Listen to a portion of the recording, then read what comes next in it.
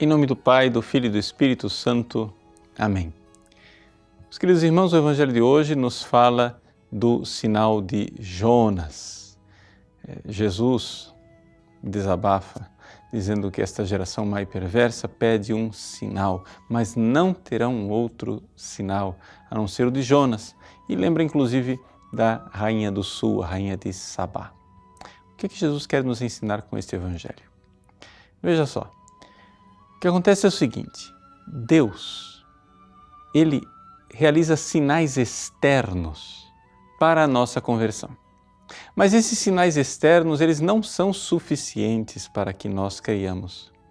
O sinal externo é uma forma de Deus gritar e chamar a atenção externamente para ver se nós iremos ouvir a voz dele que fala no íntimo do nosso coração. Santo Tomás de Aquino nos recorda que existem duas revelações, uma revelação externa e uma revelação interna.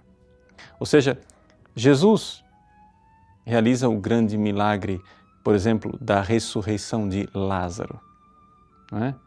Acontece que é um grande sinal, a ressurreição de um homem que já estava lá enterrado há mais de 3 dias. A própria irmã do morto diz: Senhor, já cheira mal. Jesus o ressuscita e inúmeros judeus se converteram por causa da ressurreição de Lázaro. No entanto, os chefes dos judeus, muitos fariseus, não se converteram e, o que é pior, fizeram um complô para matar Lázaro.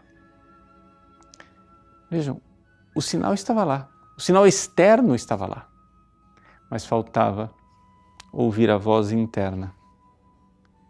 Este ouvir a voz interna é o que nós chamamos de ato de fé. Então, o que Jesus está chamando a atenção nesse Evangelho é que, quando Jonas foi para a cidade de Nínive, ele foi um sinal externo para Nínive. Ele foi um pregador até fraquinho. A cidade de Nínive se levavam 3 dias para atravessá-la. Jonas simplesmente pregou durante 1 dia. E milagrosamente a cidade inteira se converteu e fez penitência, inclusive os animais fizeram penitência. Interessante nós vermos então que o sinal externo foi fraco, mas a voz interna de Deus foi ouvida. Esse é o sinal de Jonas. Também o sinal da Rainha de Sabá, que veio do sul para contemplar a sabedoria de Salomão. Veja, o sinal de Salomão, rei, sábio, portentoso, mas aquela rainha não teria ouvido Salomão se não houvesse uma ação da graça no coração dela para que ela percebesse aquele sinal. Assim, Jesus diz: aqui está quem é maior do que Jonas, aqui está quem é maior do que Salomão.